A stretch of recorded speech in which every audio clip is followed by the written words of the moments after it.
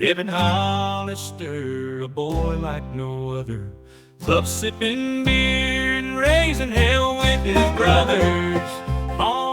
So A Quiet Place Day 1 tells the story of two unfortunate souls who must stay silent through the New York City streets while being hunted by monsters who are attracted to sound. Hey everybody, how's it going? It's me, Devin Hollister, and today we're going to talk about Quiet Place Day 1. Now, if you guys haven't watched these movies or heard of them before, basically they're kind of the same type of formula where you have these monsters who look like the Demogorgons from Stranger Things. A little different though. They're called the Death Angels. Just to say, they are attracted to sound, they are blind, but they are super fast, and if you make one single peep or sound that they are close enough to definitely hear, then you are pretty much done for. Kind of almost sounds like that night where you're, it's like 3 a.m. and you're trying to take some snacks from the fridge, and then your dad walks in the kitchen. What are you doing? So again, I'm just gonna get right into it, guys. Thank you guys again for tuning into my channel. If you enjoyed this review, please like and subscribe if you are not. Thank you so much, and let's get into A Quiet Place Day 1. Now, there are a lot of great qualities to this film going on since it's part of this whole universe now. We have a separate story, and we're getting basically what are some of the things, what was the world like, when this whole dystopian, thing had happened with the monsters coming down from the sky. And I mean, we saw kind of a bit of that from the previous movies, but this one really is like what really happened during the first few days of this invasion. We get the main characters of Sam, played by Lupita Nyong'o, I don't know how to say her last name, forgive me. And then we also have Joseph Quinn. Find these two unfortunate souls trying to find their way through to this pizza place that the character Sam has a childhood past with, that she really wants to go to because it reminds her of her father. And she has an illness where, I forget exactly what was the illness, but she was in a hospice, and she knows that she's going to die anyways. So her mission in this movie is to just get to this pizza place just for last few memories and just enjoy the last few days that she has left. And that brings on to what is one of the greatest qualities of this movie. And that, for me, the best thing about this movie is kind of the theme and the elements of these characters that we get. A lot of this movie has to do with the theme of attachment. Excuse me, there's something in my fucking eye. The main character of Sam, played by Lupita Nyong'o, is the kind of main epitome of attachment. She's attached to her cat companion that she has, and then she's also attached to the memories of her father. She's attached to her mentor or caretaker that works with her until something happens to him. A lot of this movie is exactly that certain theme that it's all based on. And I thought that the filmmakers were able to put that into the story very well. This is as a solo story with these characters we've never met before, and how we see the world start to change and how the invasion all started.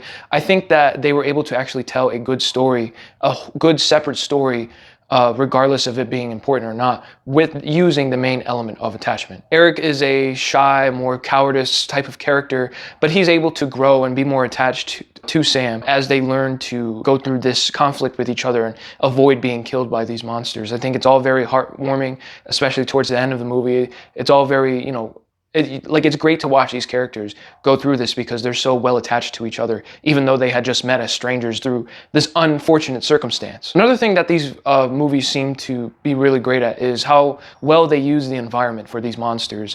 Now, in the first couple of films, they're kind of more in like off-road, more rural areas, with the monsters hiding in like bushes and shadows. But with this, you have them in a New York City setting with skyscrapers and buildings everywhere. So of course that has to be like a whole different type of scary environment to just be. I'd rather be in the rural ones because I could see those motherfuckers crawling through the buildings and shit like giant roaches. And I think how they were able to use that setting was definitely even more effective and even better than the first two ways that they used the monsters. That goes along with the visuals, how you can see sky shots where you can see them all crawling through the buildings, jumping around, and then you get a whole bunch of other stuff where they're wandering through dark tunnels and you see them kind of just sleeping in the roof or crawling through the darkness. It's insane stuff. Very great visuals, on the filmmaker's part. And then my final point is, while this movie doesn't really expand more on the story, I think that for what this movie is on its own feet from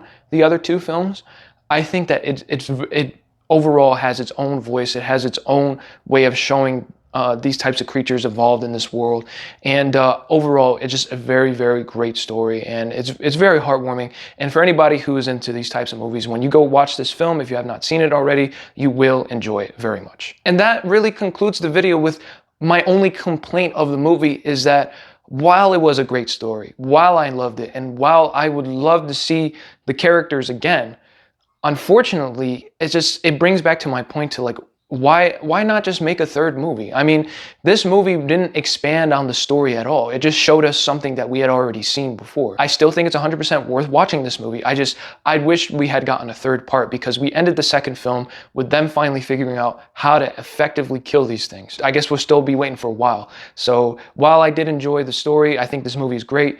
I just wanted a third part. Now, for all of you who may disagree with that, let me just say a bit further that while I know that, sure, maybe there's some other things that they could have told, or maybe just people just wanted to see, well, like how crazy it was when it all first started. I get that. I truly 100% do. If a film series is good and you're able to expand different types of stories on it, that's fine. That's perfectly fine.